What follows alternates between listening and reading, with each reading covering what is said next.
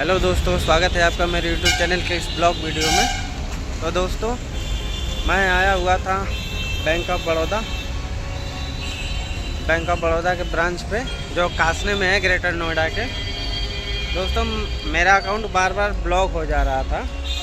देखो, मैं अपना आधार कार्ड और पैन कार्ड लेके आया हुआ हूँ। मेरा अकाउंट बार बार ब्लॉक हो जा रहा था और मैंने अपने पीएफ से 20,123 रुपये की ट्रांजैक्शन कर दी है मैंने। मेरा पैसा अकाउंट में नहीं आया अभी तक। अभी बैंक में गया तो ये बोल रहे कि आपके पूरे अकाउंट पर स्टे लगा हुआ है और आपका अकाउंट ऑलरेडी माइनस में है। मैंने कहा भैया, माइनस में कैसे चला जाएगा? मैंने तो सुना है कि आरबीआई की गाइडलाइन के अनुसार आपका अकाउंट माइनस में ही नहीं जा सकता। तो आप कैसे बता रहे हैं? तो कह रहे कि नहीं भैया, ऐसी कोई बात नहीं होती, ये सब कहने की चीज़ें होती है। जब हम भी स्टूडेंट थे, हम भी कॉलेज में पढ़ते थे, तो बोलते थे कि नहीं ऐसा तो कुछ नहीं होता, लेकिन जो सामने फेस करता है उसको पता होता है। तो ये सब सेंट्रल की चीज़ें होती हैं, इसमें हम कुछ नहीं कर सकते, ये बात करके बोल रहे हैं। तो मैंने कहा अच्छा ठीक है सर, आप ये बताइए कि इसका सॉल्यूशन क्या है? तो बोल रहे हैं कि इसका सॉल्यूशन सर कुछ नहीं है, आपको अकाउंट में अपना जमा करना पड़ेगा पैसा जो भी है। मैंने कहा अब तो सर 1700 रुपये फिर मुझे जमा करना पड़ेगा? तो कह रहे हैं हाँ, आपको जमा करना पड़ेगा। मैंने कहा भाई, ये तो बहुत गलत चीज़ हो रही है मेरे साथ में। तो कह रहे भैया अब देख लो। तो मैंने कहा तो मेरे तो पैसे भी तो नहीं आए अभी अकाउंट में, 20,000 रुपये जो मैंने ट्रांजैक्शन करे हैं।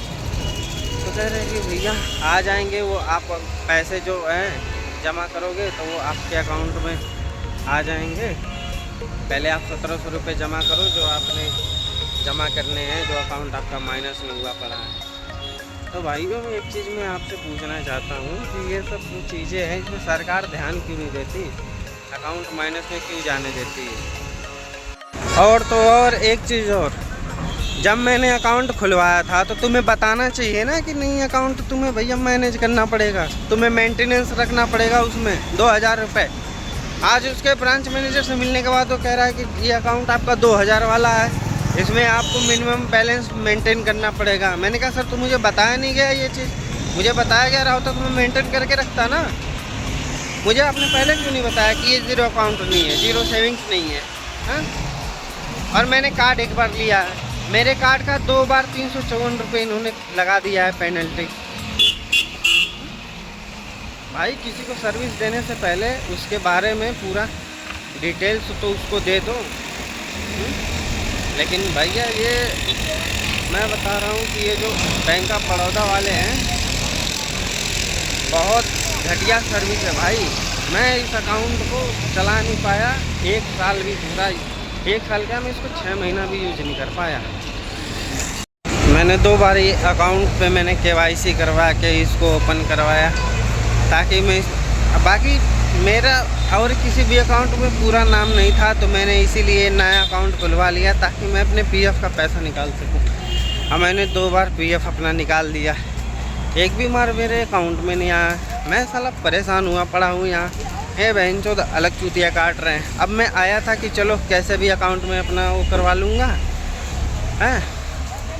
सप्ताह की शुरुआत चल रही है, अभी इनके स्टाफ जो बैंक ऑफ बड़ौदा के हैं, देखो सारे छुट्टी पर है भैया, कोई स्टाफ नहीं आया। एक बैंक मैनेजर आया, एक मेन कैशियर आया हुआ पड़ा है बस, और एक और आया पड़ा, 3 आए पड़े हैं पूरे ब्रांच में।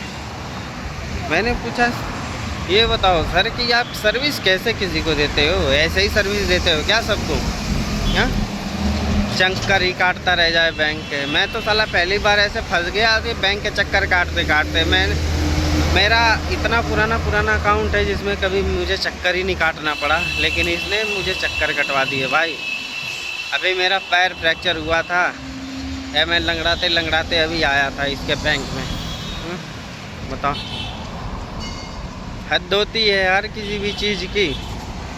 बता देते। 2 बार तो साला ATM का लगा रखा है। ATM मुझे 1 मिला पड़ा है, चेकबुक मुझे 2 मिले पड़े हैं। ये ATM का कह रहे हैं। अब बोल रहे हैं कि आपको अकाउंट अगर खुलवाना है तो आपको जो वेलकम किट मिली थी उसकी फ़ोटोकॉपी, आपको आपके आधार की फ़ोटोकॉपी और अकाउंट लाना पड़ेगा, और जो भी बैलेंस आपका माइनस में गया है वो आपको जमा करना पड़ेगा। मैंने कहा तो बताओ, खाया पिया कुछ नहीं, गिलास तोड़ा 12 ना, वही कहावत हो गई इनके। अब 1700 रुपये साला, यहाँ मेरे पास 1 रुपये नहीं है और इनको 1700 रुपये अब देने पड़ेंगे मुझे भाई कहीं ना कहीं से लाके। तो ये इनका सिस्टम चल रहा है, बताओ। तो भाई आप लोगों से भी मेरा रिक्वेस्ट है ना कि कभी भी कहीं भी बैंक के किसी भी काम से जाओ ना, तो पहले वहाँ पे उनसे पूछ लो कि भैया क्या है सिस्टम, मेंटेनेंस तो नहीं रखना पड़ेगा इसका, जीरो मेंटेनेंस है क्या है, ठीक है। अकाउंट अगर मेंटेनेंस का है तो उसको मेंटेन करना पड़ेगा, आपको मेंटेन करके रखना, वरना जो मेरी हालत आज हो रही है ना, जो मैं चक्कर काट रहा हूँ ये, वो आपको भी करना पड़ेगा।